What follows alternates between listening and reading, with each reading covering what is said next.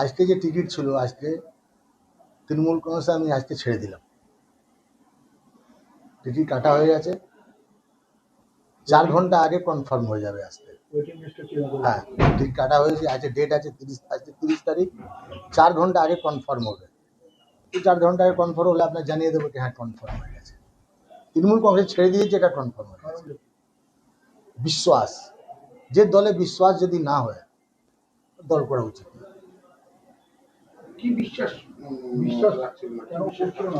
বিশ্বাস কেন করছিল না, দলের ব্যাপার আছে।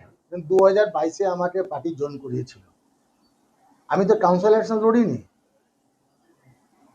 তো দল যখন 2022-এ আমার দল নিয়েছিল পার্টিতে, 2022 থেকে 2026 অব্দি কোনো দলে আমার কাজে লাগাইনি। আমি বারবার আপনাদের মাধ্যমে বলছিলাম দলে কাজে লাগাচ্ছে না, বসিয়ে রেখেছিল। কারণটা একটাই কারণ আছে, অর্জুন সিং আমার আত্মীয়। দেখুন, ছেলে বাবার সঙ্গে পলিটিক্যাল ডিফারেন্স থাকে। অর্জুন সিং তো অনেক দূরে রিলেটিভ আমার, তার সত্ত্বেও যদি দল বিশ্বাস না করে তাহলে এই দলে 1 মিনিটে থাকা উচিত না।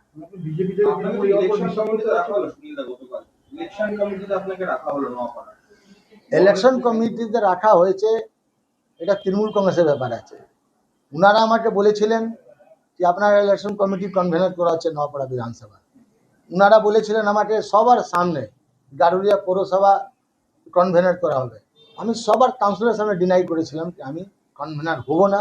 এই জন্য হব না, 2022 থেকে 2026 অবধি কোনো কাউন্সিলরের সঙ্গে আমার কথাবার্তা নেই। যে কাউন্সিলরের সঙ্গে কথাবার্তা নেই ওইখানে কনভেনার হয়ে কোনো পার্টিকে আমি এগোতে পারবো না। দলে গুরুত্বহীন ছিলেন? নিশ্চয়ই গুরুত্বহীন ছিলাম। দল যখন কাজে লাগাচ্ছে না তারাই গুরুত্বহীন ছিলাম। বলছে আপনাকে কমিটিতে রাখা হবে না, কিন্তু 24 ঘন্টার মধ্যে সেই তৃণমূল কংগ্রেসে আপনাকে কমিটিতে রাখছে। নিজেদের মধ্যে কথা হয় না নাকি? পার্থভৌমিক বলছেন কমিটিতে রাখা হয়েছে না। দেখি তৃণমূল কংগ্রেসের লিস্টে তো আমার নাম আছে, তো ওনাদের মধ্যে কী আছে এটা আমি বলতে পারবো না। ওনারা নিজেই জানুন কি কে লিস্ট বের করছে, কে বলছে কি রাখা হবে না। তো ওনার লিস্টে তো নাম ছিল আমার, কমিটি যে নওপাড়া বিধানসভা কমিটি হয়েছে ওনাদের নাম আছে আমার। এবার পার্থভৌমিক কী বলছে না ওনার কম্পিউটার কী বলছে আমি এটা বলতে পারবো না, এটা ওনাদের ব্যাপার। নওপাড়ার বিধায়িকা মঞ্জু বসু তিনিও দল ছেড়েছেন, দলের কাজকর্মের সঙ্গে যুক্ত না, আপনিও ছাড়বেন। লেকিন আমি মঞ্জু বোস দল ছেড়েছেন, উনি বলছে কোনো দলে আমি যাব না। লেকিন আমি দল ছেড়েছি, লেকিন আমি দলে হয়ে কোনো দলে হয়ে আমি খাটবো, পরিশ্রম করবো। নিশ্চয়ই রাজনীতিতে থাকবো, এই জন্য থাকবো যে আমার মানুষ সঙ্গে আমার রিলেশন আছে, মানুষ আমাকে ভালোবাসে, এই জন্য মানুষের সঙ্গে থাকবে। একবারে বিধায়ক আর একবারে বিধায়ক, 3 বারের চেয়ারম্যান, 25 বছরের কাউন্সিলর। আমি কাউন্সিলর হারিনি, আমি 2022-এ কাউন্সিলর লড়িনি। কাউন্সিলর জিতার হারার জন্য কোনো পার্টি সিম্বল আমার জন্য প্রয়োজন নেই। কেন প্রয়োজন নেই? আমি নির্দল থেকে স্টার্ট করেছিলাম 95-এ। আমি নির্দল হয়ে আমি বাড়িতে আমরা 3 জন জিতেছিলাম, আমি, আমার বাবা, আমার দাদা। আমি আজ পর্যন্ত কাউন্সিলরে হারিনি।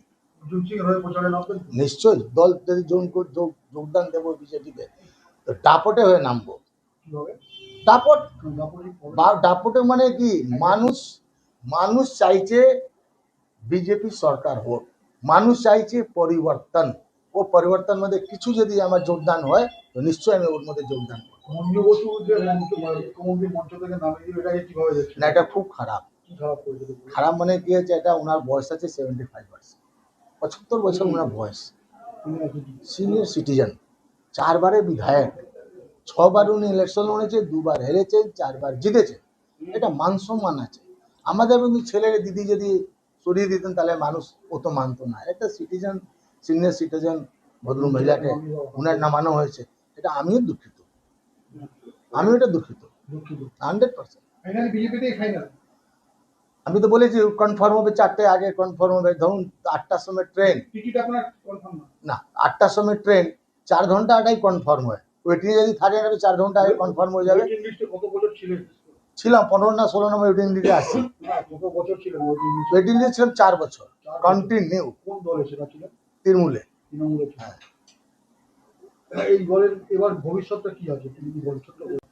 তৃণমূলের ভবিষ্যৎ কোথায় কি আছে না আছে, নওপাড়া খুবই খারাপ, খুব খারাপ। বাইরের লোককে নওপাড়া মানুষ মানবে না, বাইরের লোককে প্রার্থী নওপাড়া মানুষ মানবে না। 2287 বুথ আছে, 287 মধ্যে কোনো যোগ্য প্রার্থী নেই তৃণমূলে, কোন যোগ্য নেই। মঞ্জু ঘোষ ছিলেন, মলাই ঘোষ ছিলেন, নির্মল কর আছে, অনেক প্রার্থী আছে যে নপাড়া বিধানসভা থেকে হতে পারতো। কেন করা হলো না? আমার আমার আমি তো আগে বলেছিলাম আমি প্রার্থী হবো না, আমি বলে দিয়েছিলাম পার্টিকে আমি প্রার্থী হবো না, আর তোমরা আমাকে প্রার্থী করবে না, তোমাদের বিশ্বাস নেই। তো আপনি নপাড়ার যোগ্য কি প্রার্থী নেই? তাহলে নপাড়া সবই বেকার তৃণমূল কংগ্রেসে, তার জন্য তো প্রার্থী হয়নি। বীজপুরের লোকে প্রার্থী কেন করা হবে? এখান থেকে জগদ্দল, ভাটপাড়া, নেহেরটি, তারপরে বীজপুর। সাংসদ ঘনিষ্ঠ সেই জন্য। এটা আমি বলতে পারবো না, নিশ্চয়ই সাংসদ ঘনিষ্ঠ আছে, তাহলে উনার করা হয়েছে।